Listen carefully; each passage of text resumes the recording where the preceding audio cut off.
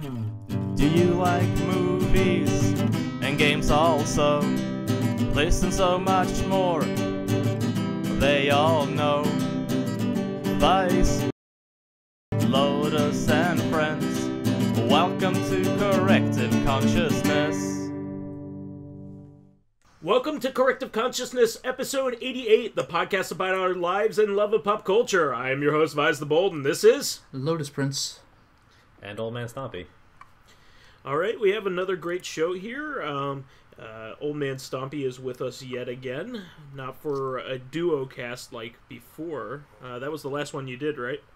I think so. Was that the last one I did, or was it the grand special at Luminaire's place that we were all in? I think... I think it was just a little while ago that you and Lotus... Yeah, I think the duo might have been more recent. Okay, well, this time we decided to let Vice back on the podcast. Yeah. We figured it is kind of his... Let him in. I'm back from solitary confinement from playing nothing but 4 Heroes of Light. Yeah. What a terrible punishment. Truly you have escaped purgatory. So, I guess you could get us started then, OldManStompy, with what you did this week. I would be happy to. So, I mean, it's been a while, since I've been the podcast, so I'm just going to cover, what are the most salient points, I think. The biggest thing is that I finished Super Mario Odyssey. Nice. Which I've been working on more or less since I came out. I didn't, 100% complete it. It would be kind of like the equivalent of, like Lotus saying that he finished a Yakuza game after he beats Amon, as opposed to, actually getting the platinum, which tends to be quite tedious. Yeah. Did you scan your cereal box amiibo? I'm sorry, I didn't scan my cereal box. I never scan my amiibos. I keep them in the box. Even if the box... scan the cereal box without opening it. No exceptions. You don't scan the cereal. I bought another laminated box, and I placed the cereal box inside the box so it can be mint in the box. It's still gonna rot in there. It'll probably rot from the inside. That is for the archaeologists who uncover my house to deal with in 1,000 years, and not for me to deal with right now. That's like the vinyl collectors that keep their vinyls in the shrink wrap. That actually is bad for them. I've heard this too. I remember this the first time with the famous Death of Superman comic. Superman 75 that came in the black polyester bag, and people buy it and they leave it in the bag, but supposedly the chemicals in the bag is not meant to be kept in there, and over time it will degrade the comic much faster than if you took it out and placed it in something more hermetic. Yeah, it was like the way baseball card sleeves used to be before they started making better ones. They had especially the cheap ones had acid in them, or an acid to be used in the manufacturing process to make them, more translucent or easier to make. Right. And it would degrade your cards, so yeah. So, anyway, I never used any of the amiibos to play Super Mario Odyssey, which is one of, many, many ways that, as someone who tries to play a game more or less to 100% completion, that Mario Odyssey was not designed for me, and, when you take your own hang-ups into a game like that, which is designed to be fun for everybody, that's the only thing that ever makes the game not fun, is, it comes from you. I remember, I was watching, there's, a 2-hour YouTube video that I think has, hundreds of thousands, if not millions of views by now, by some guy who spends a lot of time trying to dissect Mario Odyssey and explain why he thinks it's not a masterpiece. And just watching any fraction of the video, it just feels like he acknowledges that the game wasn't designed for him. I don't want to go into too specific because I feel like it would ruin the game for people who intend to play it, like Vice or even Lotus at some point. Yeah, but I've been playing it steadily, here and there. So there are a lot of points. I got through all of the main objectives, including unlocking all the bonus levels, just by playing normally without using any external references.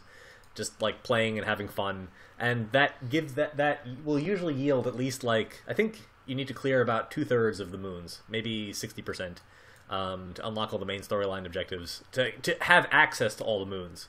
Sure. So in principle, once you've hit that point, you can get all the rest of the moons. I think 500 is the deadline to unlock the last actual objective that requires you to have some number of moons. Does that include the ones added by the new update? No, this was not the I didn't play the Balloon World, is that what it's called? The update that added some more costumes and some balloon minigame where you hide a balloon and other players go find it. Yeah, I saw a bit of that. So doesn't include that. So the deal is there are 880 moons in the game, and there's actually a thing that unlocks at 999, which means that there's no other way to get to 999 except. Oh, well, I mean, you can play 999 and you can watch our upcoming Let's Play. 999. Yeah, the Germans hate it.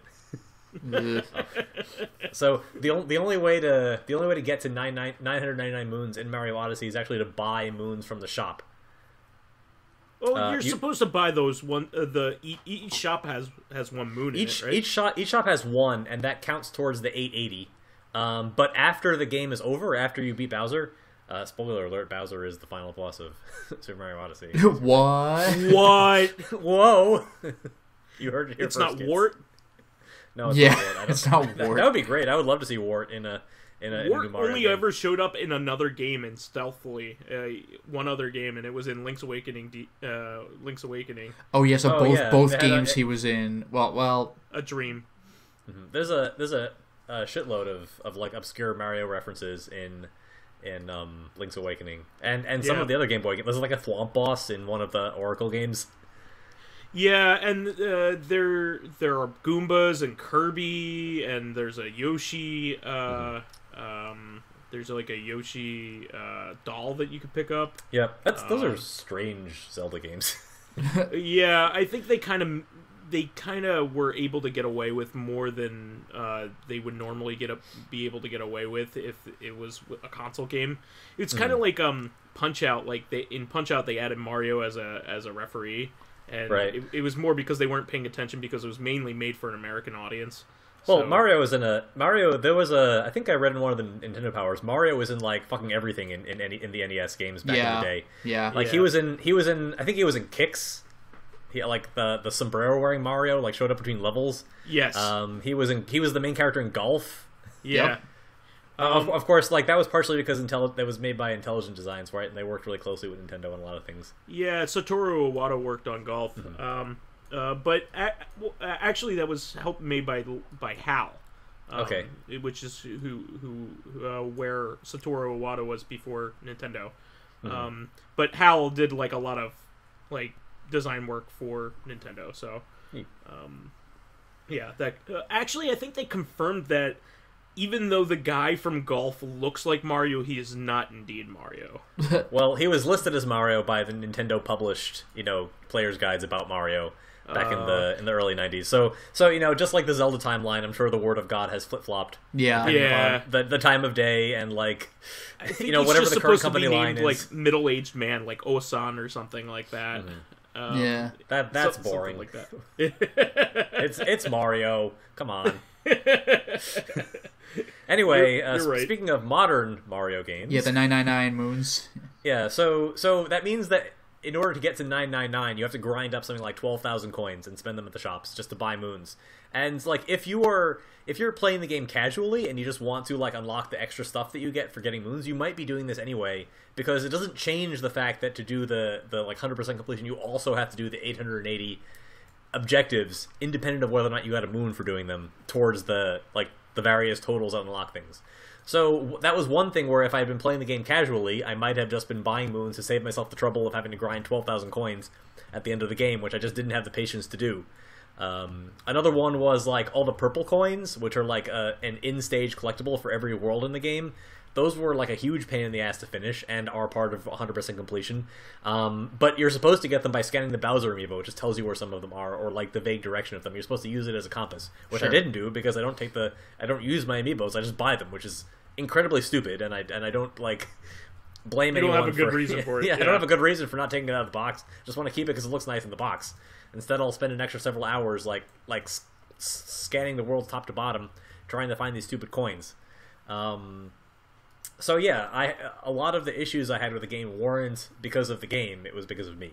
The game was magnificent. Mario controls beautifully. It was tremendously fun to play from start to finish. Even the parts that were boring, like I have some like minor niggling complaints about the way some of the moon courses were designed. Like, that's such a tiny thing because there's 800 levels. Of Yeah. course, like some of them are going to be a little bit less fun than the others, but it was a joy start to finish. I felt empty inside when it was done. You know what I found about that game is that even moving and jumping and just doing the basic actions is a joy. Therefore, it's even fun just doing the mundane things in that game. Yeah, so like I would run into a hard moon and skip it for a while, and then if I was like, there was a point where I was playing with Mr. Ryu because he was visiting my wife's family for a little while because they were all going somewhere in the city, and he yelled at me. He's like, you're just gonna do it again later. You know, stop being such a noob and just go get it. Yeah. It's like, fine, I guess I'll do it. But generally speaking, any other time I would skip it if it was like really hard, and I would learn more of Mario's movements doing one of the other levels, and then come back and I'd be like, and like after having removed the mental burden of like another 50 moons or so, and having learned a bit more of Mario's motions, those new moons were like way easier.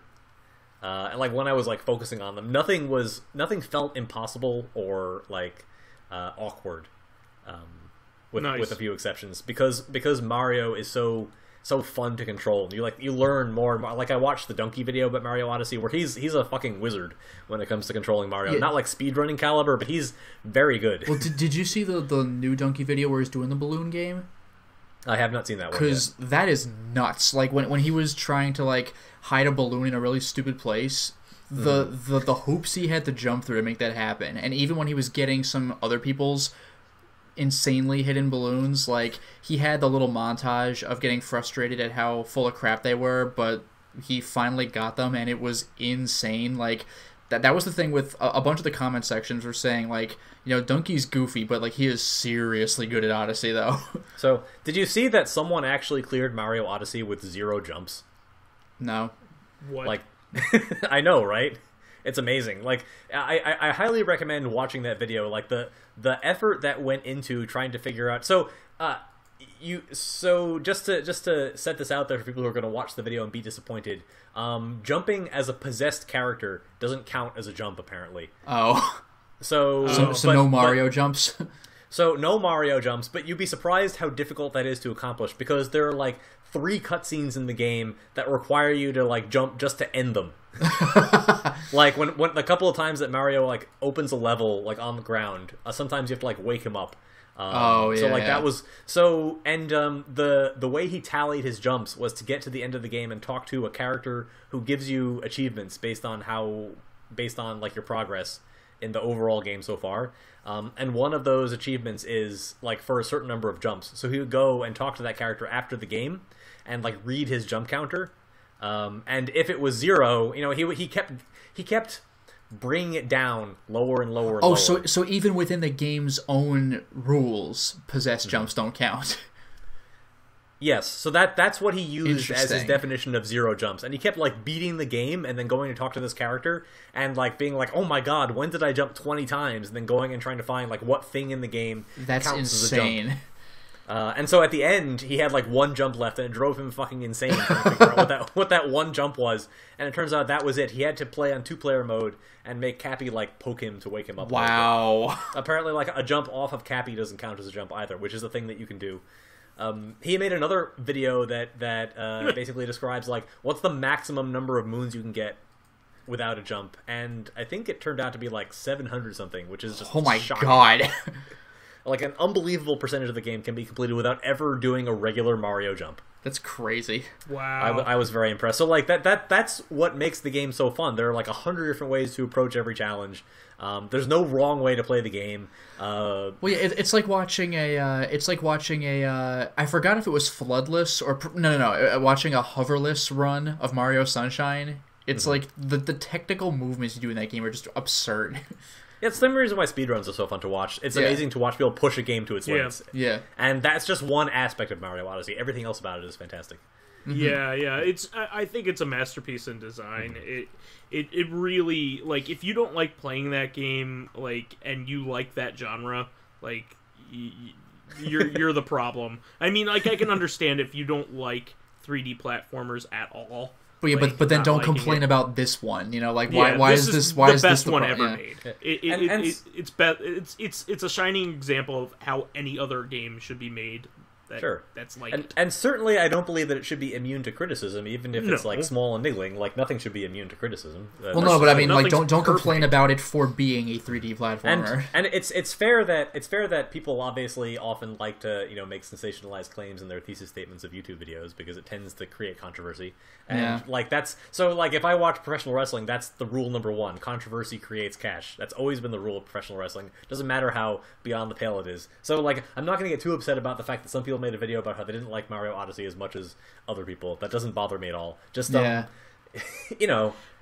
Well, let's a take a dissenting opinion is what's going to garner attention. So like, there are going to be plenty of people that will see that as a moment to shine, and also like there are people that just do that naturally. You won't like anything anybody likes. Sure. Yeah. So beyond that, now that I've finished Mario Odyssey, the next thing I'll probably play on the Switch is I'll polish off Breath of the Wild. Just generally, something I noticed about both of those games is that in both cases I felt compelled, like I was having fun with the games, even while I wasn't making any particular progress towards like beating them. Like I played Breath of the Wild for I don't know, some uncountable number of hours. I'm not anywhere close to finishing it. The actual act of playing the game is fun. Yeah, I felt like I got $60 worth of fun out of the game already, just like exploring the world and I mean, of course I was completing in-game objectives, but not in any particular like vector towards the game's conclusion, like the narrative conclusion. Sure. So I mean, I thought it was great. It's the ultimate extension of what used to happen in some like level 5 games like Dragon Quest VIII, Ni no Kuni. Like they had all these little carrots for you to find in the game that would keep you playing, and they didn't necessarily have anything to do with the main storyline, but they were a lot of fun. Sure. Otherwise, just like some odds and ends, I started the process of like very quickly acquiring all the WiiWare games before the shop closes. What did you? I'm interested in what you picked up because I kind of did the same kind of scramble about a couple weeks ago. Okay, so I'm gonna do one more pass. But right now I picked up Muscle March. Yeah. I picked up, of course, I picked up which I have to have. I have to. Mincy Mitz has to watch Lotus Prince play that game because it is like tailor-made for him. What, Muscle March? Yeah. Oh, hell yeah. I remember that you used to be the best out of any of us at playing that game. Oh, yeah. Yeah, I don't think I ever beat it, but I did pretty well. Well, you did the best out of all of us. Yeah. I got the Konami Rebirth games. I got Adventure Islands. I got Onslaught, which I haven't played yet. I picked up the Excite Bike. Good. And Jet Rocket, which I'd always wanted to play and just never bothered. I forgot about it after I read about it, and then what is Jet Rocket? Jet Rocket is a action platformer by Shinen, I think it's called. Oh, okay, yeah. They're well known for being like one of the more prolific developers on the WiiWare platform. Yeah, and they have been, and for doing a lot with the like the limited file size that's required of WiiWare titles. Yeah, they were one of the very first companies. They're also well known for getting really making really good looking games for their limited space. Like they used to make games for the DS too. Right. That looked really good for a DS game or a GBA game. Yeah, they made the Iridium games back. Oh yeah, that was like one of the first GBA games, if I'm not mistaken. Iridium 3D, yes. Yeah. Yeah, So, it was a launch game. Yeah. They're a very talented developer. Jet Rocket is short, and it doesn't look that great anymore, but it looks fantastic for a WiiWare game. So I played the first level of that, and it was pretty fun. I think I'm gonna get Alien Crush. What else? Oh, that's a good one. Yeah. The other Hudson game that they made, they did Star Soldier R. That Yeah, I'm was gonna quite get that good too. if you like shmups. Yeah. I mean, I'm not a huge shmup fan, but if I'm gonna get one, I'm gonna get Star Soldier R. I Yeah. might get Kyoto K too. That looks like the Ikaruga clone. Oh, there's a Ikaruga clone. Kyoto K. Yeah, it's very simplistic looking, and I don't think it's like super difficult. Okay. But it's on there, and I'm probably gonna pick it up. I'll probably pick that up too. So obviously, I still have to. I have to go back through the Recon episode that I asked you guys to make, so that I could use your opinions as a reference. And I've also been like going through all the YouTube channels and sort of making a budget for myself in terms of what games I want to buy. Because it's actually like I can keep buying games until the end of the year, but I have to put all the Wii points on before the end of March. Yeah, it's actually the 26th. 26th, Yeah. yes, Yeah. is the deadline for buying stuff. So I've been doing my due diligence. Yeah, I mean, Yumi and the Cubes is great. Did you buy the Konami Rebirth games? Yes, those I are the did buy those. best games on the service. Yeah. Mm-hmm. Let me see here. There are a couple Frogger games that I'm interested in that I don't think have been released elsewhere. Yeah, I think they have. So I went to Nintendo Life and they have a list of all the exclusive WiiWare titles. Okay. Some of the stuff which you think is exclusive is out on mobile and you can acquire it like somehow. Okay. Because I know you have good mobile setups. I know you have like a controller setup for your iPad and like all this other stuff. So like it's not a barrier for you. I'll send you the list later if you're interested. Yeah. Let me see. There were a couple things I was like. There's this one Infinite Runner or close to an Infinite Runner. It's kind of like that kind of title, but it's not infinite, obviously. But each level is kind of like a runner. You mean like a Cannibal game? Yeah, exactly. But it doesn't go on forever. It has like set levels, kind of like Bit Trip Runner was. Right. So or Runner 2. I forget what it's called. It's some weird name, but you're a Japanese businessman in it, and you encounter all kinds of strange stuff. It has a weird name. I keep on forgetting it. That's one I wanted to pick up. So it's not Jetpack Joyride? No. Okay. It's an odd name. It starts with an S. Jetpack Joyride, like, isn't that like on the Vita? That's on everything. It's just a game where you play as a businessman. Yeah, like I have it on PS3. Yeah. Yeah, it was on PlayStation Mobile, so you could play it on the Vita. Mm-hmm. That's what he's referring to. I bought a whole bunch of stuff. I bought basically all the Konami and Capcom games that were exclusives. I bought almost all the Hudson games that were exclusive. I bought the what else was there? There was Blaster Master. There was a Blaster Master I did game. pick up Blaster Master Overdrive. Yeah. That one isn't as good as the most recent one. The most recent one's really good. Mm-hmm. Blaster Master Zero for the Switch and other platforms. But it's still pretty awesome. And there's also Stonekeep 2. That's my top priority. I saw that and I thought of you, and I'll probably buy it anyway. I do. I want to see your reaction when you try it out, because whatever you're thinking, you're not ready.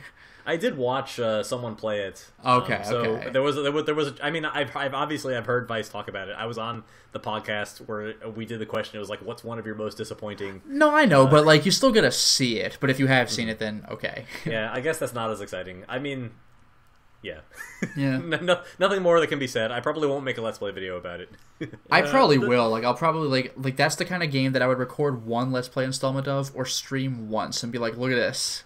Mm-hmm. Well, that would be an interesting stream for you, Lotus. Absolutely. Just like a chest of horrors or something. Yeah. There's also the Dr. Mario game as well. I don't know whether you picked that up. I did not pick that one up. I mean, like, I'm trying to be as inclusive as possible, but I can't afford to buy everything. I mean, Yeah. technically I probably could, but why would I? Yeah. You may not know this. There are like 4 N64 games that haven't been ported to Wii U. That are really good to have, I think, on because they're good games. Well, most of them are. Which ones are those? There's Cruising USA, Okay. which never made it to Wii U. I'm not as big on that one, so I'm not going to be getting that one. But there's Pokemon Puzzle League, which I think is pretty essential. That one's good. They're a really good game. There's Smash Brothers, the original. That is surprising that they didn't move that over. Yeah, I guess they didn't want it to compete with Smash Brothers Wii U. And there's one of the Bomberman games. I think it's Bomberman Hero. All right. Yeah, if I were to pick anything up, it would probably be like Bomberman Hero, because that's the only game that like I don't have that I do want. Like Smash, I have on console, and that's fine with me. Pokemon Puzzle League, don't care in the slightest. Cruising USA, I kind of care about, but like not enough, I don't think. Yeah, I'd rather just like try to pick up the N64 versions, although like some of them are quite expensive. Yeah. yeah. All right. Well, anything else on your end? No, I'd love to hear what Lotus has been up to since last weekend. All right, so, well, first thing I'll mention really quickly, like I've been uploading the White Day Let's Play. It's done uploading actually, but it's getting there. As far as the public is concerned, patrons have already finished it. The public is getting done, but also I started uploading the Little Nightmares DLC, of which there are 3 installments. So. The first one, at the time of this recording, the first one's already up. I think by the time this podcast is up, all 3 will have been up. And they're quite entertaining. Each level, there are only 3 levels, not 5, like in the base game, so each level is longer than one in the base game. I've mentioned this several times, but the base game has an achievement for beating the game in 90 minutes without dying. But a level in the DLC is like probably like 40 minutes or something, like if you know what you're doing. Mr. Ryu and I took like about an hour on a couple of them because we were just kind of looking around. But part of it was just me going, does this area have anything? Because we're also looking for the little pickups. So I was taking more time than would be normal. But still, yeah, they're definitely longer. And it's cool to see a story that coincides with that of the main character in the base game. Because there's definitely overlap in some cases. You can see familiar areas. And the game tells you straight away, like, this takes place... Well, not straight away, but almost straight away. This takes place in, like, the same universe, like, at around the same time. So it's cool to see kind of where it ultimately goes, because this other kid you're playing with is in the same place that the main character in the base game was. Not the same room every single time, but in the same overall world. But you know that his conclusion can't be the same as the main character's, because, like... Each character meets certain entities that the other one, like, deals with in a more permanent way or something like that, or, like, I'm never seeing that person again, or, like, the fact that one enemy is dealt with in the base game, and if you see that character with the other playable character, you're like, you know, well, I'm not going to kill that character because the other person does, and, you know, things like that. So there's weird, like, how does this play out kind of vibes going on through this. Otherwise, I got further in Drakengard. I'm spending more time than is probably healthy grinding and leveling up my weapons. One of the endings, I think the final ending, requires you to have all 65 weapons. I think I'm only missing 6, but I'm trying to level up the ones that I have, so I'm taking extra long. But I did get endings A, B, and C. So you don't need to level up all the weapons to maximum. You just do that for the little... Like, yeah, the story bits. Yeah, I kind of want to do that, even though it's probably just a waste of my time. Sure. What's interesting, though, is that ending A is like...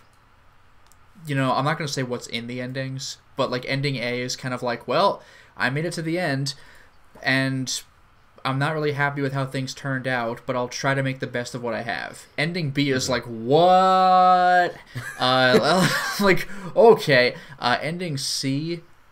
was surprisingly sober compared to ending B, and I have no idea what endings D and E are going to be because they require me to get further in the story, and I just haven't been doing that because I've been sticking around leveling up my weapons. I will say one thing, though. Every weapon in the game, there are weapon types, like swords, hammers, poleaxes, but each weapon has a name, and each weapon has a unique magic attack, or usually attack. Sometimes they're defense, but usually attack. Now, the magic weapons share types sometimes. You shoot a projectile out that hits all enemies in a wave, you create a force field around you that hurts anything it touches, you know, etc. But they all look at least a little bit different. But each magic attack has its own name, and as Mr. Ryu saw, because he saw me playing a little bit of the game, a lot of the names are, like, super edgy, like Fist of Talos, and like one of the weapons itself is called like Widowmaker. It's like, all right. But like there's one weapon that has a magic attack which is called something like Plasmatonic Phantorium, and that's like the greatest name ever given to anything. It's like, holy shit, I don't even know what this does, but I want it. It turned out when I cast it, it's like the slowest magic in the game. This orb appears above you and it gathers energy for way longer than is normal in the game, and then it explodes. So I'm assuming at level 3 and 4, it looks ridiculous. But, like, I just like the name. Like, I have to see what this is. Plasmatonic Phantorium. Like, that's the name of my band. So, yeah, I'm going to work more on Drakengard as we go. Otherwise, did a little bit of streaming. I did, for public view, I did The Girl and the Robot, That's a short game. From what I looked up online, the game's like maybe 3.5 hours long, so I'm probably getting kind of close to the end. It gives me Ico vibes. You're like one little person with a friend in this large, like larger than life kind of place, and how do I deal with the environment? And there's even like an evil queen, kind of like an Ico, who you only see like once or twice. Yeah. Except that your buddy is the robot. So the girl is way the hell faster than the robot and can do long jumps, but she can't attack. And if enemies touch her, she's dead. It's like just game over. They just like pick her up and it's like, well. Whereas with the robot, he can die. Like, he has HP. What's interesting is that he can fight, though. And so you basically have to put the little girl somewhere, like around a corner or something, where she can't easily be reached, and then switch to the robot and just take out enemies and kind of make your way that way. And there are puzzles that involve each of you pressing a switch in different locations and stuff. Again, like Ico. But one thing I found fascinating was that before I had gotten the combat system really locked down, I was getting wailed on by other robots. And the thing is that your HP is represented by parts of your armor coming off. So the first thing they knock off is like the crest on your head, like the helmet-looking things. You just have like a basic robot head, where you kind of look like the Iron Giant, except you're yellow. But then I started losing like torso armor and leg armor. And one thing I found was kind of clever was that when you get really low HP, where like most of your armor came off, you actually get fast because you're no longer weighed down by your armor. I thought that was pretty clever. I didn't know about that until I almost died. Overall, though, the gameplay is kind of clunky, though. One thing that really threw me is the robot can move around as he pleases, if memory serves. No, I might be wrong about this. I think when you're running, controls are normal. But if you're walking around, it plays like a first-person game, where the left stick strafes and the right stick looks around. But in the third person, that felt super weird. I was like, why would you have it set up this way? And the game was made on the Unity engine, so like, it doesn't look like a AAA title, but it's enjoyable enough for like $20. Like, alright, I'll take it. Speaking of which, this actually led me into an amusing little anecdote. I was at a GameStop just looking to see if anything was interesting. I ended up picking up Okami HD for the PS4, because I'm just like a decade overdue on Okami. But one thing that was kind of funny was that, you know how the GameStop people like greet you when you come in, and they're like, so, like, looking for anything interesting? And if you don't really have an answer, they're like, well, what have you been playing lately? But like, the funny thing is, GameStop employees are typically in their 20s or maybe late teens. So like, they're like, what have you been playing lately? And I say shit that they just don't know what it is, and like don't sell. Like Thumper, it's download only. The Girl and the Robot, they sell it, but no one fucking played that game. They're like, oh yeah, we do have that in stock, I guess. I don't know what that is. Or like fucking Drakengard. I've been playing the PS2 lately. Oh really? Oh okay. It's just kind of funny. The conversation just kind of falls off. They're like, oh, I don't know what Drakengard. I know Drakengard 3 kind of. I don't even know. I don't even know if they would know Drakengard 3. Who plays Drakengard? Even the new one. Like, it was really funny. One of the recent. This made me really feel like an old man. One of the recent times I walked into GameStop, like there was a girl there, and I think I was buying. I was buying a Zelda game. I think it was Triforce Heroes, like a couple of years ago, of course, and. She was like, yeah, I was kind of thinking about getting into Zelda. Where should I start? And I'm like, well, I mean, like, they're all standalone, like any of them. Yeah, but like, except for like Majora's Mask. To me, it's so ubiquitous with gaming. It was a game that I had in my house when I was born. You know, like the original Zelda was already in my hands. Like, so I'm like thinking, well, right now, probably Link Between Worlds. Well, yeah, just the current one, whatever. Yeah. Well, I would have suggested Breath of the Wild if it had been out at the time. Well, that's what I'm saying. Like the then current one, like whatever, it's fine. Well, no, I mean there's so many Zelda games. Like I could have suggested any of the 3DS or like Majora's Mask remake or something like that, and I wouldn't start there. Well, there are a few games that I wouldn't start with. Like Majora's Mask is clearly a sequel to something, and it's also not an easy game. Well, that's the most unusual game in the series. It's not a good example of it. Yeah. I would say that it would be like Link to the Past, like Twilight Princess, Ocarina of Time, or Link Between Worlds. I think Link Between Worlds is a great place to start. Yeah. But it was just a funny, like, To me, it's ingrained. You know, like I grew up with this stuff, and I didn't need to think about it. But what's funny also though is that, like, again, this is specifically for GameStop employees. It's their business to know the games that they sell. So like, it was just kind of funny to like be able to school the GameStop employee when I'm talking about like all the SNK games on the Switch. I'm like, do you even know what the company SNK is at this point? Because it's like, it's like Sega. It's not what it used to be. Like, Sega's kind of come back in its own way, but SNK is, like, pretty much on the down low, except for King of Fighters and nothing else. So it's like, oh, SNK had a shit ton of stuff, and it's all, like, on the Switch's virtual console, or whatever they call it, the eShop, I don't know, but, like, it's just kind of amusing when they're like, oh, I don't know what any of this stuff is. Like, Shock Troopers, or, like Athena or anything. It's like, I mean, like, the usual reference will be like whenever the Final Fantasy VII remake comes out, it will be sold by GameStop employees who weren't born when the original game came out. Well, no, I kind of had a conversation sort of like that about Shadow of the Colossus, and like I was saying that people who didn't grow up with Shadow of the Colossus probably won't understand the hype behind it. They'd probably think, oh, this is an amusing, quirky title for the PS4. And, like, what they don't realize, like, they probably won't be wowed by it because it's a PS2 game that has been done over to look like a PS4 game. Like, what was so cool about the original was that you didn't know that the PS2 could pull that shit off. It was, like, mind-blowing for its time. Now, you kind of expect to see show-stopping games, and this is just one of those. So, like, I really think that the remake was made specifically for people who've already played the original. Like, if you're like, if some like 15-year-old comes into GameStop and sees Shadow of the Colossus, they'd be like, "Yeah, that looks interesting, I guess." Like, I don't think it's gonna have the same effect. I can't tell if that's true. I'm kind of annoyed then that they added collectibles to Shadow of the Colossus. That feels like did really they? Necessary. Yeah, it took a long time so it was a big deal, at least on the internet, when like the streamer groups who were working on the game found all the collectibles, and I forget what it unlocks, some thing for your character, just like the time trials in the original Shadow of the Colossus. Yeah, I was going to say it's a more powerful sword. Yeah, so like just what you get for defeating the trials, you get the Queen's Sword from Ico for. Yeah, but that's a victory lap sword though, because that one shots everything. Yeah.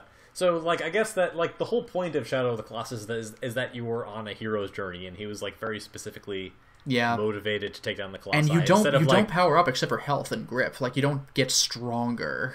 Mm-hmm. Like, he's not there to, like, climb every mountain and try to find some stupid collectibles. It's against the thesis of the game. Yeah, the closest it came to that was the white-tailed lizards, which gave you very slight health boost. And you didn't really need those. The Colossi themselves gave you health boosts in a more noticeable way.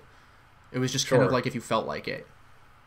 Yeah. And in a way, I know that we're very achievement-based now, but I kind of, like, in a way, this doesn't work for every game, but I do kind of miss games really making a point of not rewarding you for going out and looking for stuff like that. Like, again, the lizards gave you a little health boost, but there was nothing in the game that said you have X lizards out of Y total. It's just like, good for you, I guess. Like, whatever. It was just like something cool. Like, if you noticed you could do it, you could do it. Yeah. I think that's what was cool about that stuff when it first started. You know. Yeah. Like what OldManStompy was saying about Drakengard. Like, the game literally says 4 endings left, 3 endings left, but weapons, like, whatever. If you want to read the descriptions and you want to level it up, if you want to beat the crap out of everyone with this weapon, then go do it. But I'm not going to pat you on the back about it. You know, just play the game if you want. Per a personal conversation I had with you on the phone this week, I actually started watching a story video version of this, so I don't have to play the game. Yeah, the gameplay is like mediocre. 3.5 hours long. The gameplay. Long. The thing is, though, you better hope that whoever set up that story thing did it right, because they endings B and C are like not chapters 8 and 9. They're like chapter 7 skips to chapter 9 and like weirdness. So like you know, because in story A, your dragon levels up to level 3. In story B, it doesn't. Like, all of a sudden you're playing with level 2 dragon again, and then it goes up to chaos form, and you're like, what? And now I'm going for ending 3, I'm on chapter 9, and chapter 9 is after chapter 8, but I'm with my level 2 dragon because I didn't do that stuff in chapter 8 to make it level 3. Or level 7, yeah. The theme of the later endings in Drakengard beyond ending A, like ending A is I don't want to call it the canonical ending because none of them are really like preferred over the other, and 2 of them both lead to sequels. Yeah. But the idea is that you play through Drakengard and you get characters into your party, and if you bring them back to parts of the story before you're supposed to get them in the story, they'll take you to branching paths. Yeah. It doesn't make any sense. It has no narrative like coherence whatsoever. Yeah, what if they were with you this whole time? Like, one of the characters you can't even get until you beat the game the first time. Mm-hmm. And it's like, we didn't really understand until, like, Nier Automata and Drakengard 3, like, how fucking crazy Yoko Taro was. Yeah. But you can see evidence of it in Drakengard 1. Yeah, but there's stuff going on. What's cool about the way that they did this video is they include every bit of dialogue. So, like, it's not just FMVs. They'll show a little bit of gameplay where there's people talking in the background. Correct. So it's not disjointed, and Sure. it doesn't have any missing information or missing context, which is nice. So, like, you know, if your character is saying things, or this is obviously, you know, before he loses his voice. Yeah, that's extremely early, but yeah. If your character's saying things while he's fighting, that is shown. The only things he says are like, "Kill them all. very Your beginning bodies will feed the ravens. You interrupt us, hyenas." Like, I've heard this like 100 times. The only thing he says that has any substance is like, "Make a pact with that which killed my parents." That's like the most human he gets. And like that's his one line. Like he doesn't have. He has like 4 lines, and then he loses his voice. But yeah, otherwise I'll go a little more quickly through this. I finally finished Donkey Kong Country 2, streaming it. So I got my yeah, it felt good. I got my 102%. So I got the ending, then I got the super ending, and it's just the game's so great. I mean, there are levels that obviously frustrated me while I was playing them, but I still love that game. Otherwise, got Further and Until Dawn. I think I said this before, but like when I ask Mr. Ryu to play games with me, he's usually like, okay, I guess, and like we'll see how into the game he is. And with stuff like Overblood and Ride to Hell, he asked for Ride to Hell. But with stuff like those games, they're funny at first, but then it's just kind of like, all right, I'm just going through a game. You know, it's like, and Ride to Hell in particular is like actively a bad game. And every once in a while, I wonder, like, is he actually into this, and is he just coming over out of obligation to play? Because, like, it's kind of hard to tell sometimes, aside from, like, particular moments in the playthrough. Like, Little Nightmares, he was like, yeah, okay, I'll join along. I didn't really know what his take was. I mean, he came back for the DLC, so I guess he liked it well enough.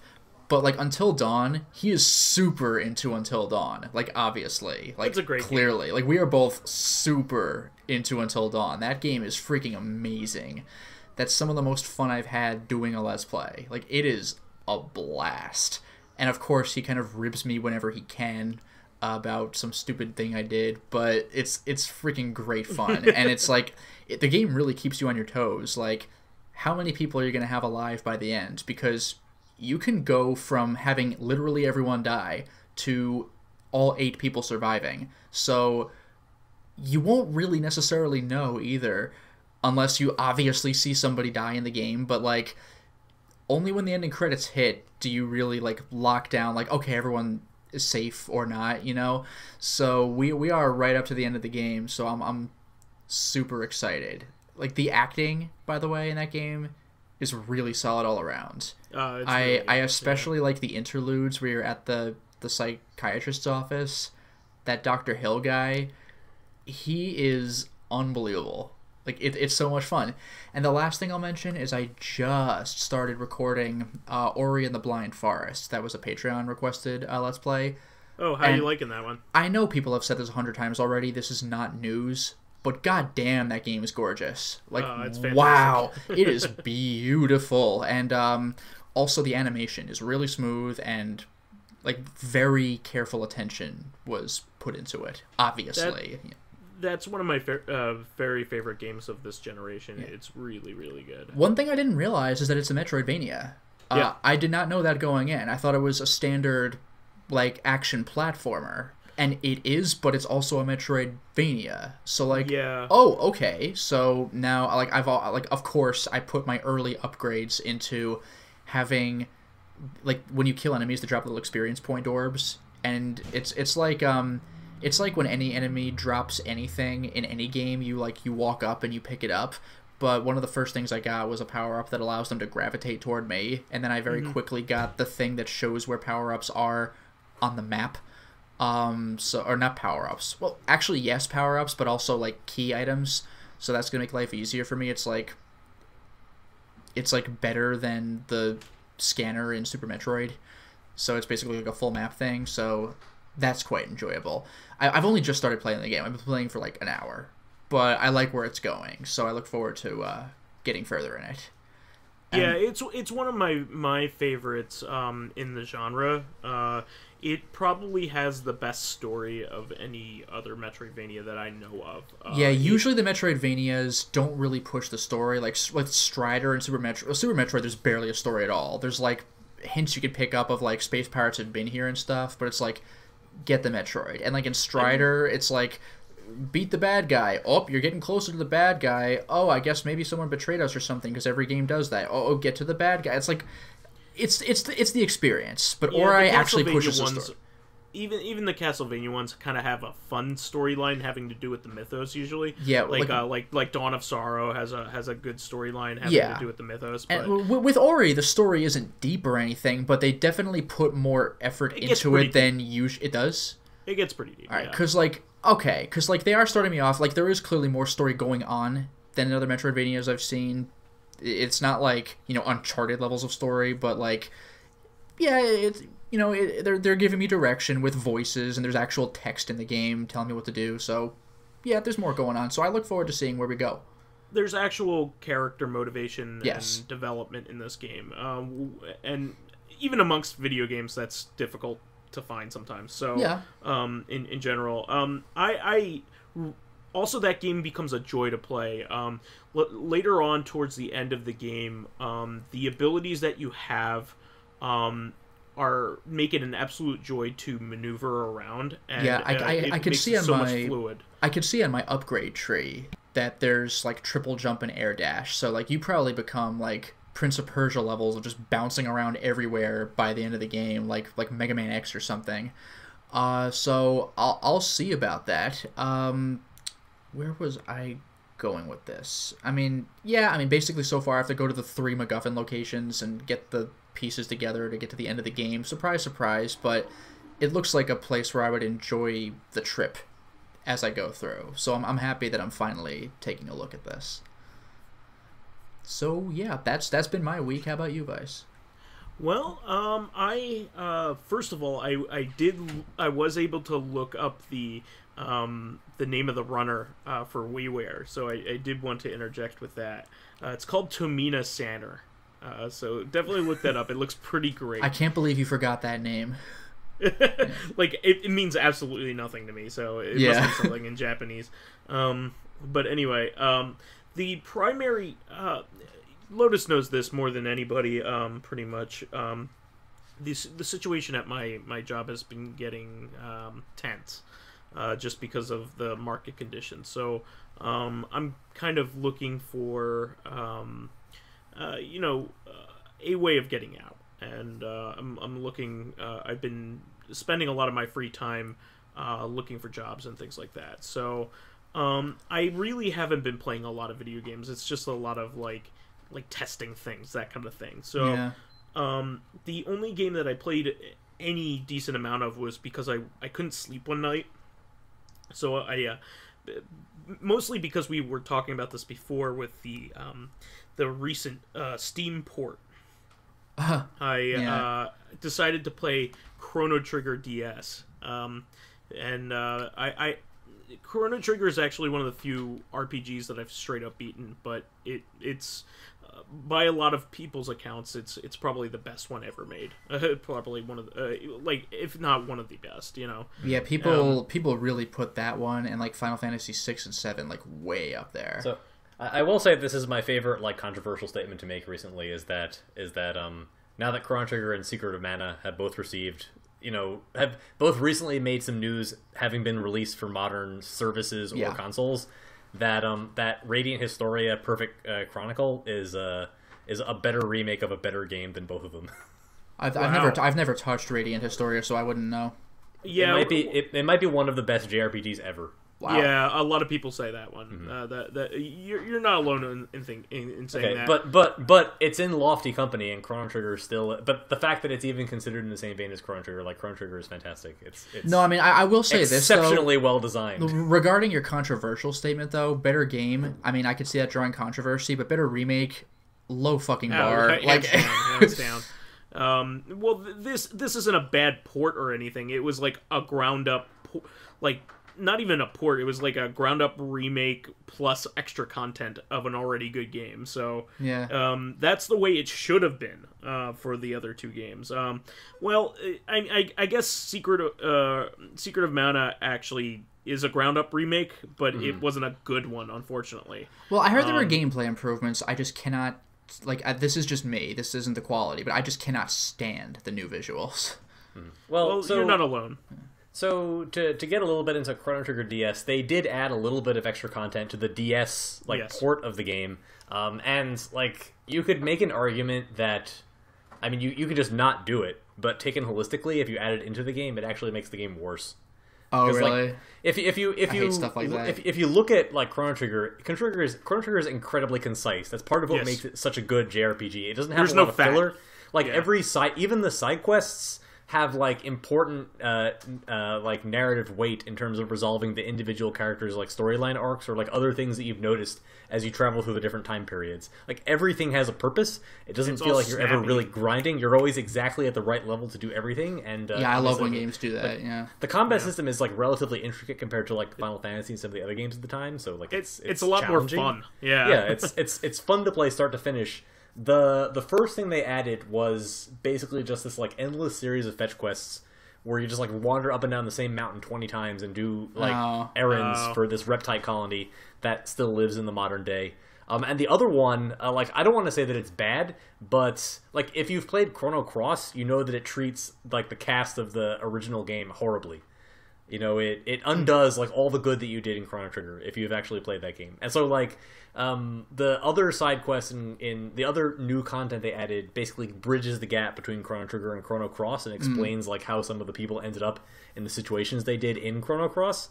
And if you are unhappy with Chrono Cross and what it did to the canon of the Chrono series, then you might not want any of that infecting your Chrono Trigger experience. Yeah, I know the biggest thing is they confirmed that Magus is the character that everybody thought he was. Mm-hmm. And they would have thought he was that character because he is that character in the Radical Dreamers, or someone very close to it in the Radical Dreamers Text Adventure 2.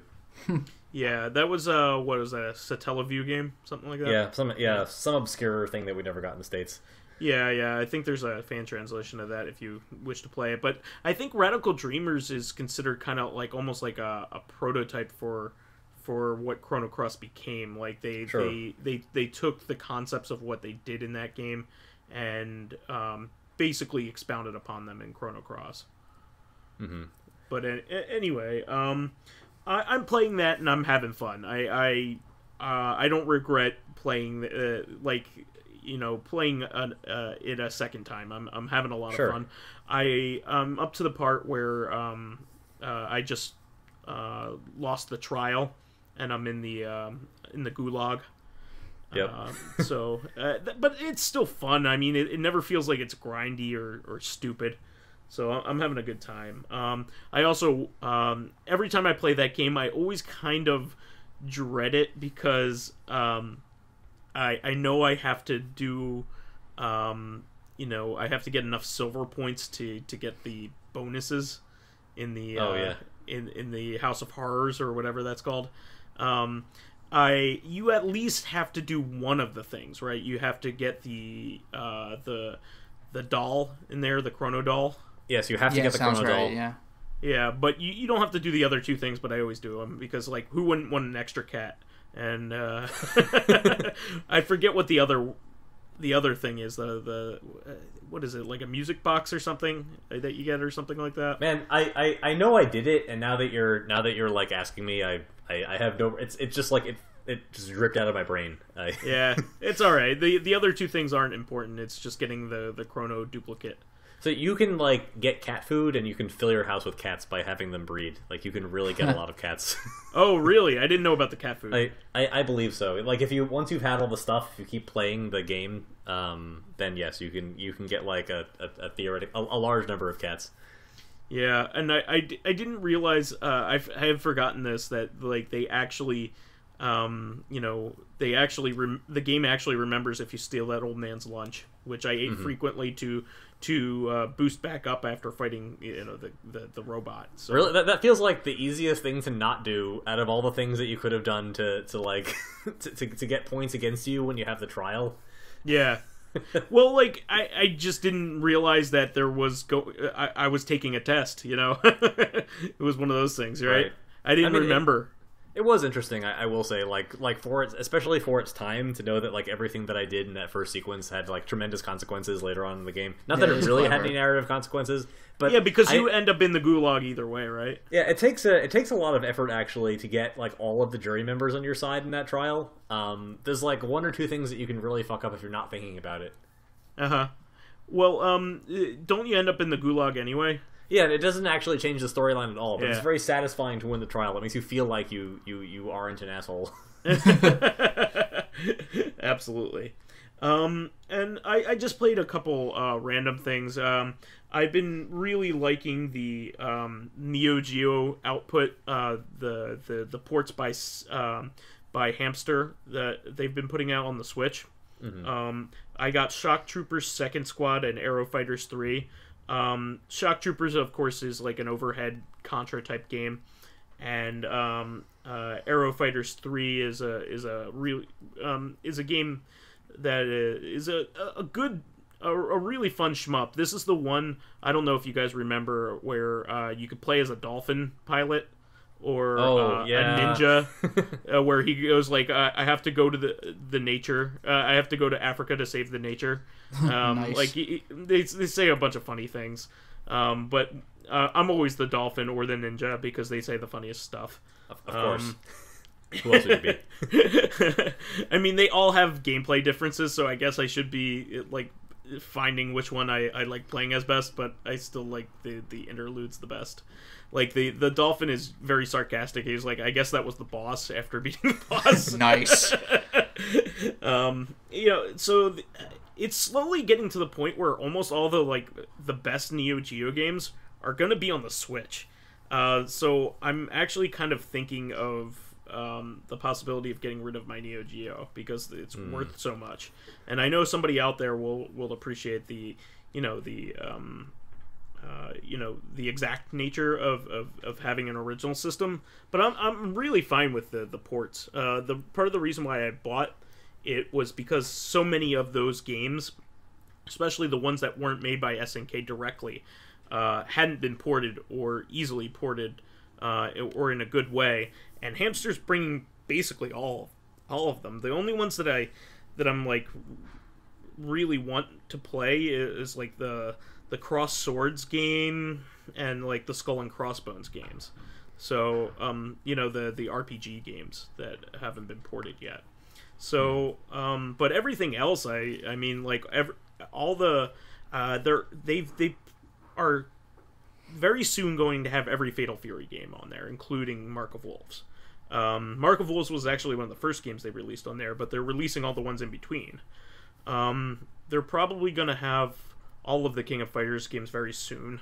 They're going to run out of stuff to put on there because they're hitting they're checking off all the boxes. They got almost all the Metal Slug games on there. I think they have Metal Slug up to 5 was on the Neo Geo, and then 6 was on the Thomas Wave. So they'll probably won't have 6, and 7 was on the DS. So I'm really digging it. I mean, being able to play those games like on the go is so much fun. I also got finally got my Super CD System 3 in, which is a recent hardware thing that came out for the PC Engine or the TurboGrafx 16. It's made by the same group that first made the SD flash cart for the Neo Geo. It's a group in Spain called Terra Onion. And this thing is awesome. It's so cool. It's basically an optical drive emulator, kind of like the PSIO or the PSIO, or the Rhea for Saturn, or what's the one for GDEMU? The GDEMU. So this I thing guess also, if you think about it, it's GD like emulator, GDEMU because it's GD-ROM. Yeah. So this thing is great because it'll also allows you to output an RGB without a modification as well, and it also gives you all of the RAM upgrades for the PC Engine or TurboGrafx without needing any of the cards, and it allows you to play all of the ROMs, and it allows you to play all the ISOs. It's basically compatible with everything. It also has infinite space basically for saves. So literally it is like the best thing you could possibly buy for your PC Engine or TurboGrafx. So like it does so much for it. I haven't had a chance to test it out yet. I have all the stuff to go with it. I have the compatible RGB SCART connector and everything. But I need to find a good source of ISOs, I think, or I'll rip my own, either or. So I need to put some time into that, but I haven't had a chance to test it. I also tested out my PSIO or PSIO because I finally got it back from Australia via you. By the way, did they email you back? Nope, takes a few days probably. Gotcha. I had asked Lotus to email them because of I ordered something from them and no longer need it. But the first game I tested out on it was Overblood. To see a if logical it worked. decision. And also LSD Dream Emulator because, I gotta play something I could never play on my original PlayStation. Yeah. So, just some cool stuff there. I also bought the 25th Ward, the silver case, which I'm really excited it even exists in English. And the Mummy Demastered, because apparently that's a pretty great Metroidvania that was I've seen a little recently. gameplay of it. It's just funny that it was based on A just terrible movie. such a critical failure and like such a failure of a movie, and like apparently the game's quite good. Yeah. I'm looking forward to it. The only other thing is I had a really awesome weekend here. The highlights of it being, of course, it was St. Patrick's Day, so I spent it with my girlfriend. We did a couple really awesome things. One of them was we went to the ballet and saw Swan Lake, which is quite good. I enjoyed it. The music is phenomenal. It's by Tchaikovsky, so Yeah, that's some of the like there's music in that ballet that like even if you don't know what it's called, you've probably heard it before. Yeah, not only that, but the music from that is very popular now because of Black Swan, which is of a great course, movie. yeah. So really enjoyed it. Also was happy to finally see the ballet that the movie was based on, because it doesn't really show the actual ballet. Yeah, I was gonna say, whoa, the movie was based on it, and the ballet they turned into swans. Oh my god. Well, the movie is centered around that ballet, and Yeah, you don't of actually course. get to see the actual ballet. Yeah, that would kind of defeat the purpose. Yeah. And then we also had a couples massage following up on a Valentine's Day gift that I gave her. So we went to a great place to get a massage, and it was a lot of fun. It was very relaxing, so we had a good time. So having said that, we can move on to our question segment here. Sure. I did want to read a response here. It's not really so much a response as a comment, but I thought it was funny enough. So last week's question was, since you guys mentioned hanging out at barbecues together, who do you think of your group is the best chef, and what are you guys overall best or worst at cooking? And Evil Fish responded saying, no, Evil Fish 1, I'm sorry. No real response to this week's question, except to say, whenever Vyse is on the podcast, by the end of it, I'm usually hungry and or craving a cocktail of some description. Yeah, sounds about right. I'm happy that's a good response. So I'm very happy that I elicit that. And I also have a recommendation to make. If this is of any regard, I could show you guys this. I think you saw it on my Facebook. I found a Super C India Pale Ale made here in Millville, New Jersey. That's right, yeah. It has I don't know how legitimate the license is, but I was very happy to see Contra on an India Pale Ale. So it's quite good, I have to admit, too. So definitely look out for it if you can do it. Let me see if I can find the brewery. I proudly brewed and packed at Glasstown Brewing Company. So there you go, Millville, New Jersey. So seek that out. Super. They also had like a Donkey Kong Junior themed one called like Danky Kang. It was nice. great. Well, try not to spread that too far over the internet, or else you're basically inviting Nintendo's lawyers to pay them a visit. Look, man, none of our people are narcs. we don't cast a wide enough net yet to find right. Nintendo's. Everyone just calls on Nintendo. Hey, everybody, be cool. All right, that's all I have to say. Be cool. So anyway, as for our question this week, though, Fakathon asks, if you were to make a good aligned party in a tabletop game like D&D or Pathfinder or something, and have an evil character join it, how would you make it work?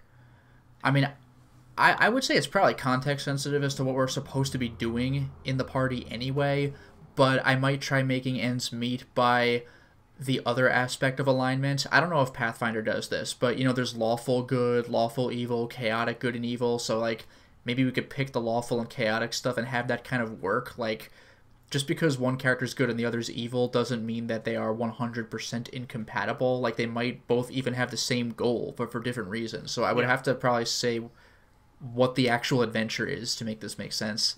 So I would say that something like a Cataclysm would be the perfect thing for an evil character to join with you on.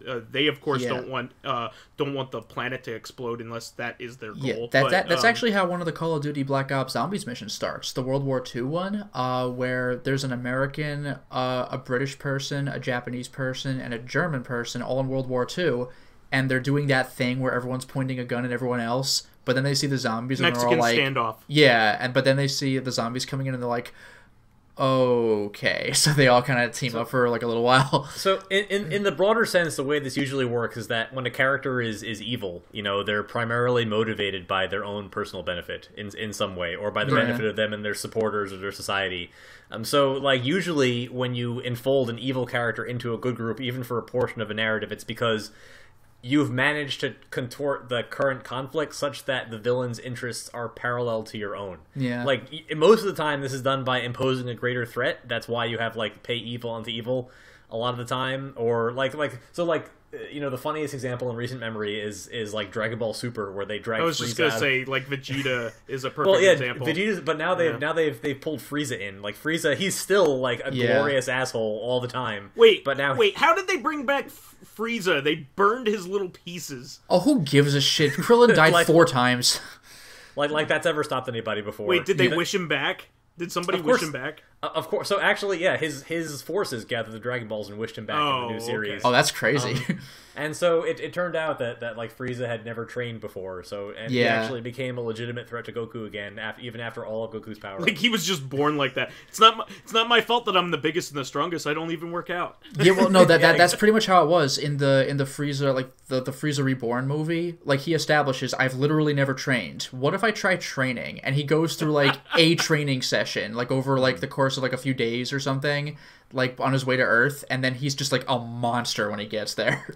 And so after that, even on top of that, he's like, well, maybe I should keep this training thing up, and he continued to actually train, just like that. That's how he got his golden Frieza form. He felt like training that one time. Jesus Christ.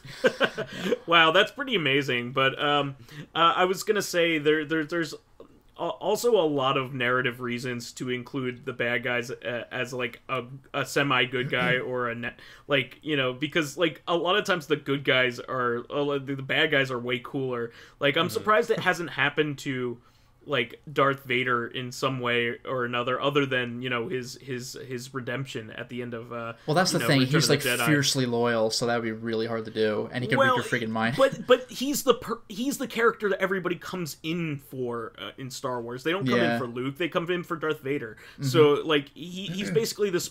It's like Venom. Venom is like a hugely popular character, like even more so than Spider-Man at some. And he teamed up with Spider-Man to fight Carnage because Carnage was out of control. That's the point. They made a worse version of Venom so that Venom would have a reason to team up with Spider-Man to fight a worse version of himself. Because keep in mind, before he teamed up with Spider-Man, the only reason he wasn't actively hunting Spider-Man down is because Spider-Man faked his own death, which made Venom be like, well, I'm done. And he just retired on an island. He's just chilling on an island by himself. So Spider-Man evil, literally... He's just vengeful. Like, the scene you see Venom in, not in Maximum Carnage, but in the series just called Carnage, it was like a 3 or 4-parter. Yeah, it was a 3-parter. You see Spider-Man, or you see Venom just musing to himself, and he's like, it's a beautiful day today. But any day is a beautiful day without, and then Spider-Man swings in, and he's like, Spider-Man, what the fuck?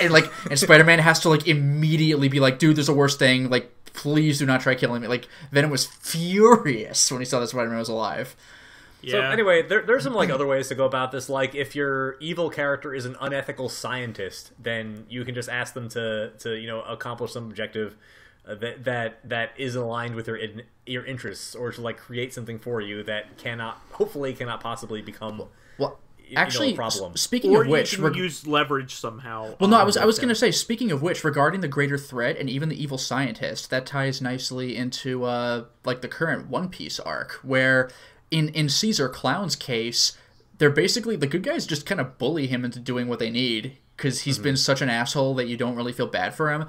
But so what's interesting that's my favorite kind is when the evil character doesn't suddenly become like redeemed at the end. Like of course, like the Darth Vader thing is interesting because his whole character arc is redemptive. Yeah, you know, but that's been done to death a lot of the time. So I like when people take a page out and the guy's like still an unredemptive asshole, still. Well, no, that's what I was going to mention. Like with the current One Piece arc, what's trying to go down right now is that they're trying to attack Big Mom, one of the 4 emperors, and she's nearly invincible, and she's terrifying, and she has like an infinitely large army. It's ridiculous. And the thing was, Luffy was contacted by one of his crew, well, not his crew members, but an ally, and he was like, hey, there's this person that you might have met once, but I just want to establish who he is. He's a weaselly piece of shit. He kills people he used to work for to get more power. He's not even interested in conquering the world or whatever. He just likes taking things from people and hurting them. And also, he is single-handedly responsible for putting you into this arc in the first place, capturing one of your crew members and making you get the shit kicked out of you to get him back. But he wants to kill Big Mom, so you want to team up with him, and it's like, whoa. And like meanwhile, that guy also has Caesar Clown under his control now. And Caesar Clown, yeah, sure enough, has not redeemed himself. Like, he openly threatens Luffy, like, when they're teaming up. He's like, when I get the chance, I'm gonna kill you. And it's like, we'll talk about that later. Like, it's kind of amazing. Yeah, so I think we answered that pretty good, but you need to give them motivation. You can't just have them show up. Yeah, sometimes it's even a big reward. Like, he might even be like, you can have half the treasure or whatever. Like, all right. Yeah, they essentially you can also use in understanding good and evil. Use their synonyms. I always tell people this. So you could view good people as selfless, and then evil people as selfish, right? Yeah. Well, so that's if arguably you look at better. it that way, it's a much better. It's a much easier way to quantify what good and evil is. So if you have a selfish character, that wants to basically meet their own ends, you need to give them the leverage in order to do so. Yeah, that's arguably the better way of referring to it, too, because in Dungeons & Dragons, I think there actually is, like, objective good and evil, but, like, taking a more realistic perspective into account, though, like, no one or very few people see themselves as the bad guy, like, unless we're talking about, like, the devils in hell in Dungeons and Dragons, okay, I guess they're the bad guys. But, like, you know, usually even the villains are like, maybe what I'm doing is considered bad, but trust me, it's gonna be good. It's gonna be worth it. You know, like that kind of thing. I was gonna give a name, but that could be a spoiler. But like, yeah. So, even in some cases, like I would consider, like I said, unethicality to be another decent word for it, because there are lots of instances of characters who, you know, they consider themselves necessary evils. Oftentimes, they don't value themselves at all. And as a result of the fact they have no like ethical boundaries, because they don't feel like what they do, they don't feel like they have to face any consequences because they perceive themselves as worthless. Well, that's one of the things. Like, I won't say who done it, but that's like the basic plot of Watchmen is someone's killing off this person and that person and that person. Obviously, there are mysterious forces at work, and the villain, whoever he or she is aware that what's going on is bad, but it's for the greater good, like that kind of thing. And ironically, the person with the strongest sense of ethics is the biggest piece of shit. Yeah, you could argue that. Yeah. Oh, Rorschach. Yeah, exactly. He's the closest to a criminal that there is, like, among the heroes. But he's the one that follows his own principles, like, way more than anybody else. Yeah, he does, but he also just kills people. Like, yeah. Like, he's like, you're a villain, and he just kills them. It's like, whoa. The perfect instance is he'll just go into he goes into that bar and just, like, starts snapping fingers, like breaking guys' fingers, because he wants to get a means to an end. No, what I was thinking of was actually a brief discussion between Night Owl and Silk Spectre, and they're talking about villains they fought way back in the day. And they're like, whatever happened to that one villain? And they're like, oh, he threatened Rorschach, so Rorschach threw him down an elevator shaft. And it's like, oh, well, also guess he's gone forever. One bit. What? So, like, obviously, like, many fans have heard this, but Rorschach has, like, one of the greatest one-liners in comic book history. So which good. is, like, when he goes into the prison, he's like, don't forget, you're locked in here with me. Yeah, I'm not locked in with you. You're locked in with me. That was legendary. Goddamn are they. The theater actually erupted into applause when we saw that. It was amazing. It's great because, like, there's nothing intimidating. There's nothing intimidating about him whatsoever in his normal, like, in his normal demeanor. He's just like some redheaded schmuck, but he's like, it's like literally the most intimidating one-liner like in film and comic. Yeah, and he says this after he, like, scalds someone with like irreparably. Like, he just dumps, like, an entire steam tray of boiling fucking water on a guy's face. Like, whoa. Also, most I've been waiting for moment. like a really long time to see that used in a wrestling promo, and I don't think it ever has, because, like, one of the most common blow-offs for a wrestling match is the steel cage. Yeah. So you think it would be, like, the perfect time to deliver one of those promos, but I've never really seen it done effectively. They steal stylized stuff from every other medium. Why, you know, like, all the time. Why not? But I mean, like, even the guys like CM Punk, who are like or Jerry Lawler, who are like gigantic comic book fans, you'd think that they would want to use this in their repertoire. Yeah. I still think the most badass moment in the movie version of Watchmen is when, you know, when the door flaps back and forth. That was a comical moment, as badass as it was. I was it's just like, so good though. It's just like, oh man, and then what the fuck happened in there? Yeah, and you hear a toilet flush, and then blood pours from out under the door, and you're like, I don't even know what that means. It's like, something happened. So good. That was pretty fantastic. I think we went as far as we could go with that one, but please give us your